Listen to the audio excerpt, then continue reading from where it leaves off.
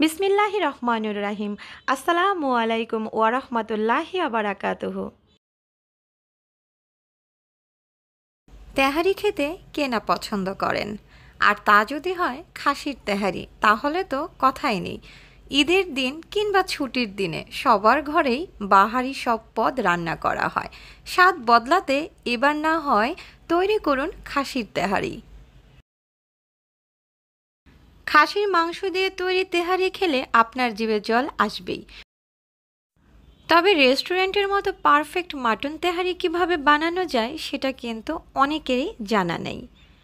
আর তাই বাহির থেকে কিনে না খেয়ে আজ এক্ষুনি বাসাতে স্বাস্থ্যসম্মত উপায়ে রেঁধে ফেলতে পারেন মজাদার মাটন বা খাসির মাংসের তেহারি। সঙ্গে কাঁচামরিচ, সালাদ আর এক টুকরো লেবু থাকলে একদম জমে যাবে পুরো খাবারটাই। তবে সাথে কিন্তু বোরহানিটা চাই। বোরহানির সাথে খাসির মাংসের তেহারিটা একেবারে পারফেক্ট। যদি খাসির মাংসের তেহারির স্বাদের বৈচিত্র্য নিয়ে আসতে চান তাহলে অবশ্যই সরিষার তেল দিয়ে রান্না করবেন। আমি এখানে 1 কাপ পরিমাণ সরিষার তেল ভালোভাবে গরম করে 1 কাপ পরিমাণ পেঁয়াজ কুচি অ্যাড করে দিয়েছি। পেঁয়াজটা মিডিয়াম আঁচে আমি বেরেস্তার মতো বানিয়ে নিয়েছি। এবার এখানে দিয়ে দিচ্ছি আগে থেকে পরিষ্কার করে রাখা খাসির মাংস। এখানে আমি 1.5 কেজি পরিমাণ খাসির মাংস নিয়েছি। পুরোপুরি কিন্তু আপনাদের উপর নির্ভর করছে কে কতটুকু মাংস দিয়ে তেহারিটা রান্না করবেন। তবে তেহারির মাংসটা একটু ছোট করে কেটে নিতে হয়। আমি কিন্তু মিডিয়ামই রেখেছি, খুব বেশি ছোট করিনি এবং খুব বেশি বড়ও করিনি। সাথে দিয়েছি 1/2 কাপ পরিমাণ তেহারি মশলা, এটা আমি ঘরেই তৈরি করে নিয়েছি, আপনারা কেউ চাইলে বাজার থেকে কিনে আনতে পারেন। আর দিয়েছি 1/2 কাপ পরিমাণ টক দই, স্বাদ মতো লবণ। এবার ভালোভাবে নাড়াচাড়া করে মাংসটার সাথে মিক্স করে দিচ্ছি। খাসির মাংসতে কিন্তু তেল আর চর্বির পরিমাণটা একটু বেশি থাকে। তবে তেহারি রান্না করার ক্ষেত্রে কিন্তু মাংস, তেল, চর্বি, হাড় সব কিছু মিক্স করে রান্না করলে বেশি খেতে ভালো লাগে।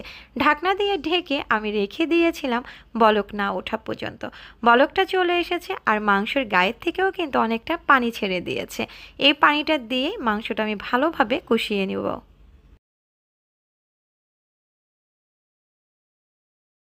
ঘড়ি ধরে আমি 15 থেকে 20 মিনিটের মতো মাংসটাকে কষিয়ে নিয়েছি। তবে ঢাকনাটা তুলে কিন্তু বারবার নাড়াচাড়া করতে হবে, না হলে কিন্তু তলানিতে লেগে যাবে। আর মাংসটার গায়ে থেকে কিন্তু তেলটা ছেড়ে দিয়েছে।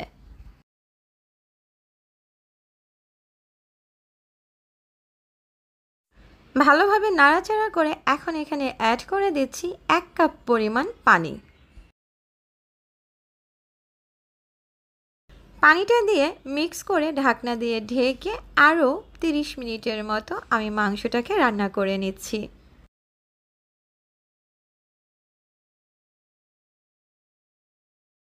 বলকটা চলে আসার পরে আমি ঢাকনাটা খুলে আপনাদেরকে দেখিয়ে দিচ্ছি। আর বারবার কিন্তু একটু নাড়াচাড়া করে দিবেন।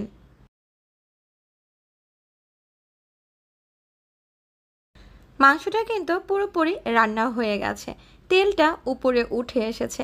এখন আমি ভালোভাবে নাড়াচাড়া করে মাংসের টুকরোগুলো একটা বাটিতে তুলে নিচ্ছি।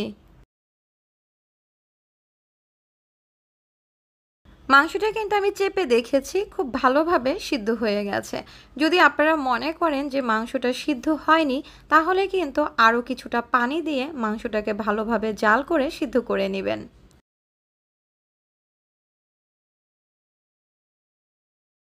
তেহারির মাংসটা যদি শক্ত থাকে তাহলে কিন্তু তেমন একটা ভালো লাগে না খেতে। আর যেহেতু এটা খাসির মাংস, চাপ দিতেই যেন মাংসটা খুব সহজেই ভেঙে যায়, ঠিক এরকমভাবে নরম করে নিতে হবে। সবগুলো মাংস তুলে নেওয়ার পরে অবশিষ্ট যে মশলা আছে এখানে আমি অ্যাড করে দিলাম 1 কাপ পরিমাণ দুধ।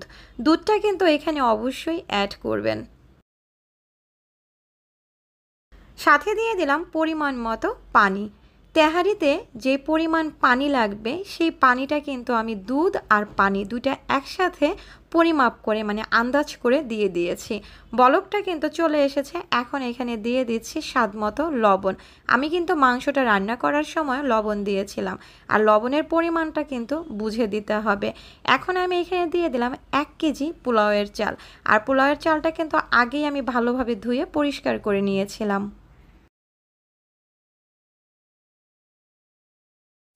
1 কেজি পোলাওয়ের চালের ক্ষেত্রে পানির পরিমাণটা কিন্তু লাগবে 1.5 লিটার। আর যদি আপনি মেজারমেন্ট কাপ দিয়ে মেপে নেন সেক্ষেত্রে 1 কাপ চালে 2 কাপ পানি লাগবে। তবে পুরানো চাল আর নতুন চাল এটা কিন্তু বুঝে দিতে হবে।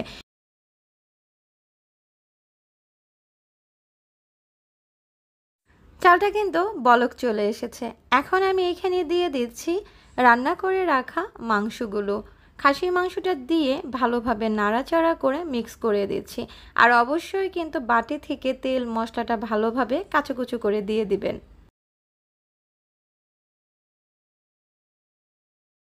ঢাকনা দিয়ে ঢেকে আমি রেখে দিয়েছিলাম প্রায় 10 মিনিটের মতো। দেখুন 10 মিনিট পরের অবস্থা দেখাচ্ছি। এবার নাড়াচাড়া করে আমি দমে বসিয়ে রাখবো মোটামুটি 20 মিনিটের মতো। সাথে দিয়ে দিচ্ছি আস্ত কাঁচামরিচ প্রায় 15 থেকে 20টার মতো। কেউ চাইলে ফালি করেও দিতে পারেন যারা একটু ঝাল খেতে বেশি পছন্দ করেন। কিছুক্ষণ পরে অবস্থা দেখাচ্ছি। দেখুন তেহারিটা কিন্তু পুরোপুরি প্রায় হয়ে গেছে। এবার আমি নাড়াচাড়া করে দেব। তবে তেহারি, বিরিয়ানি, পোলাও, খিচুড়ি যেটাই রান্না করেন না কেন একেবারে নিচ থেকে ভালোভাবে আপনাকে নাড়াচাড়া করে উঠিয়ে দিতে হবে, যাতে নিচের ভাতগুলো উপরে চলে আসে আর উপরের ভাতগুলো নিচে চলে যায়।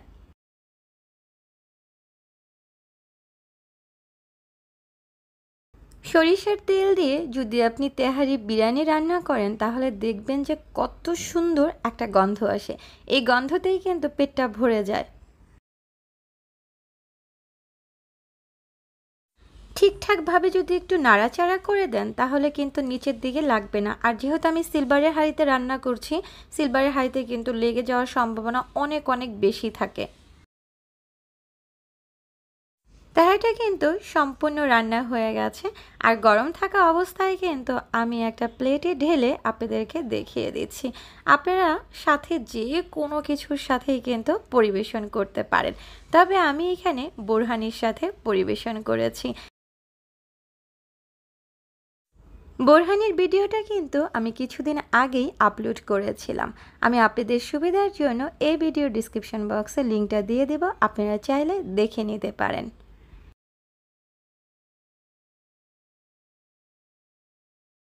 আমি একটা মাংস আপনাদেরকে চেপে দেখাচ্ছি। দেখুন কতটা নরম হয়েছে। চাপ দিতেই কিন্তু মাংসটা কুষে কুষে খুলে আসছে। আশা করি এবারের ঈদে একবার হলো এভাবে খাসির মাংসের তেহারিটা ট্রাই করে দেখবেন যে কতটা ভালো লাগে।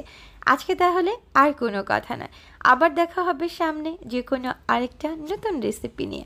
সে পর্যন্ত বিদায় নিচ্ছি। আল্লাহ হাফেজ।